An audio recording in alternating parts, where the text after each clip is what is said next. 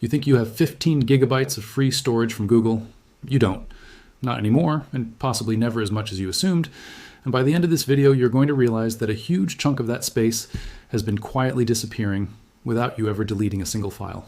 Somewhere between your inbox, your camera roll, and a folder you forgot existed 3 years ago, Google has been eating your storage in ways that almost nobody checks until the moment everything stops working.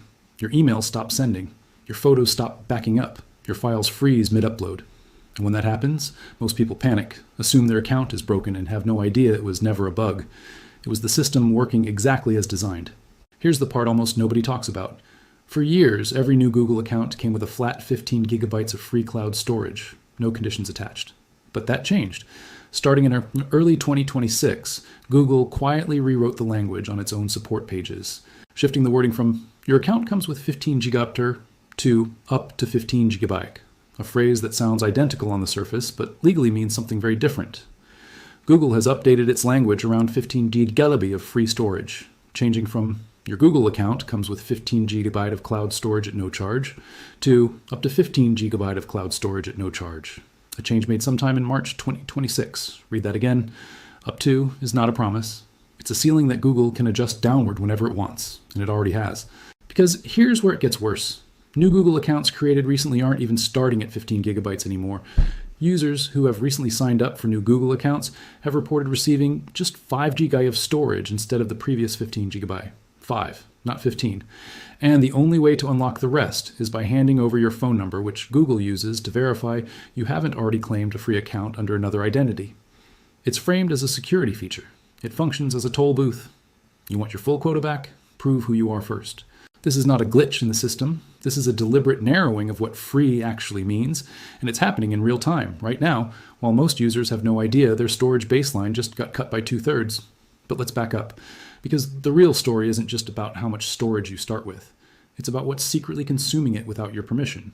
Most people assume Google Drive, Gmail, and Google Photos are 3 separate storage banks.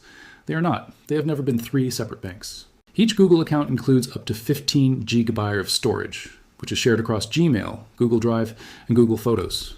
One pool, one number, 3 services all drinking from the exact same well, and none of them warning you when the other 2 are the ones draining it dry.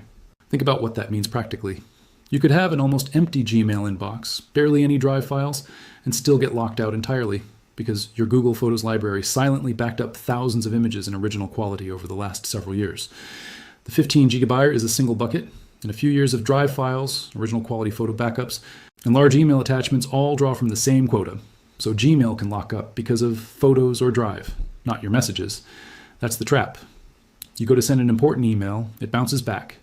The cause has nothing to do with your inbox. It's a video you backed up in 2023 that you forgot even existed. And this is where the story gets genuinely disturbing, because most people don't realize just how much is silently counted against them. It's not only the files you obviously uploaded, Gmail messages and attachments, including everything sitting in your spam and trash folders, count against your quota. So do Meet call recordings and files created or edited in Google Docs, sheets, slides, drawings, forms, and vids after June 1st, 2021. Let that sink in.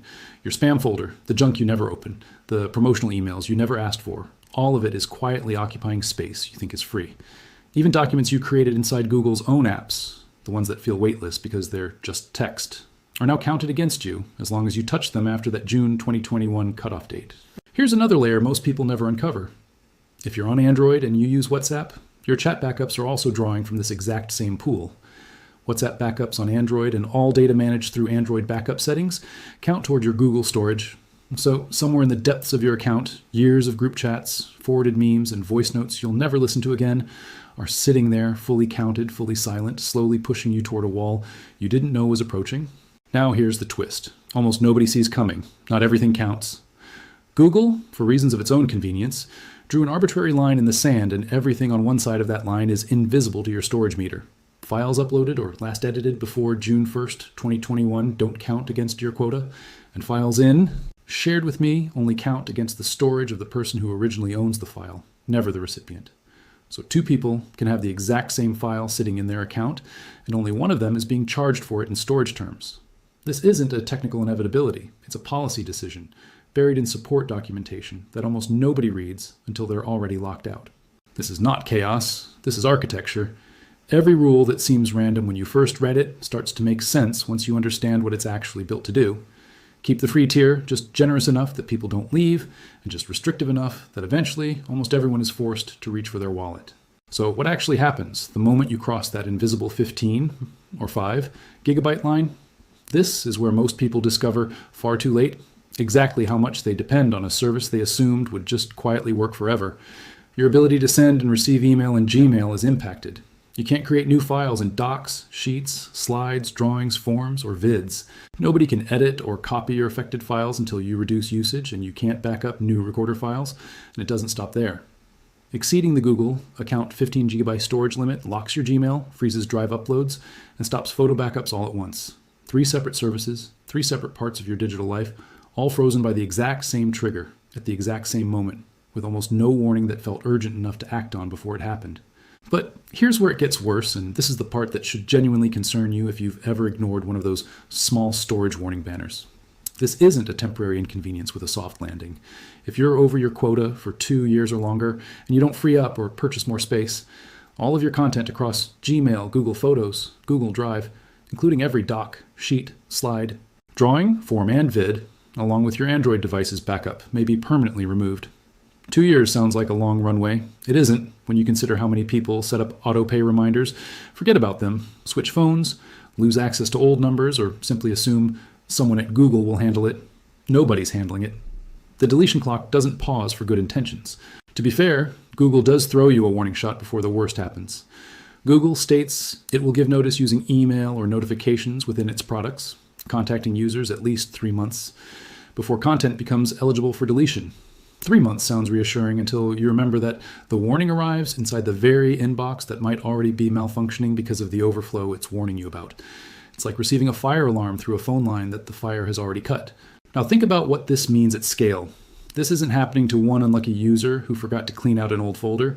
This is happening across hundreds of millions of Google accounts simultaneously, most of which were created years ago, back when 15 gigabytes felt enormous, back before phones started shooting 4K video by default, back before every WhatsApp voice note and every work-from-home Meet recording started quietly stacking up in the background. The infrastructure of your entire digital identity, your email history, your family photos, your work documents, is being slowly squeezed by a number that hasn't meaningfully grown in over a decade, while the size of the files you generate every single day has exploded. And here's a detail that reframes everything you thought you understood about your own storage. One longtime Google user, examining a decade-old account that had used nearly 74 gigabytes of storage, discovered that without photos, their actual account usage would have been just over 2 gigabytes. Read that again? 2 gigabytes of real, meaningful data, documents, emails, files that actually mattered, buried underneath a mountain of photo backups, quietly consuming everything else. For most people, photos aren't a small contributor to the problem. Photos are the problem, sitting there in original, uncompressed quality, backing up every blurry screenshot and accidental selfie right alongside the memories that actually matter. So what most people are not seeing is this. Cleaning your storage isn't really about deleting files at random and hoping something works. It's about knowing exactly where to look, because Google, by design, doesn't show you the full picture in one place.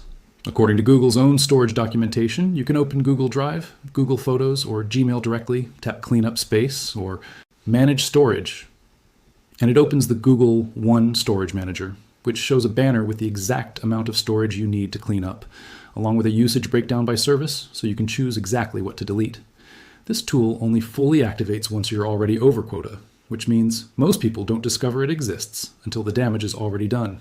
Here's the strategic order that actually works, and it starts with the service most people ignore completely: Gmail. Your spam and trash folders are not neutral. They are actively costing you space every single day you leave them untouched. Empty your spam and trash folders first, since both count against your quota, and deleted mail sits in trash for 30 days unless you manually purge it. Most people delete an email and assume it's gone. It isn't. It's sitting in a digital waiting room for a full month, still fully counted, still fully occupying space unless you go in and finish the job yourself. Then comes the real hunting ground: large attachments, the silent giants of every long-term Gmail account. Search Gmail using the operator has attachment larger.timitems to surface your biggest attachments, then delete them and empty the Gmail trash afterward. The single search often uncovers years of forgotten video files, massive PDF reports, and old backup exports sitting quietly in threads you haven't opened since the day they arrived. This is where you'll usually find the biggest single wins in the shortest amount of time. Next, Drive.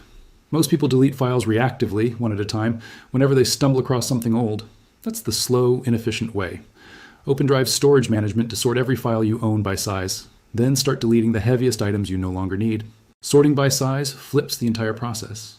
Instead of hunting blindly, you're staring directly at the 5 or 10 files responsible for the bulk of your usage, and deleting just those few items can sometimes reclaim more space than an hour of scattered manual cleanup. But deleting alone isn't enough, and this is a trap that catches even careful users. Deleted files still count against your quota until they are permanently removed from trash, and Drive automatically purges trash after 30 days. You can delete 50 gigabytes of files today and still be told tomorrow that your account is full, simply because none of it has actually left the system yet.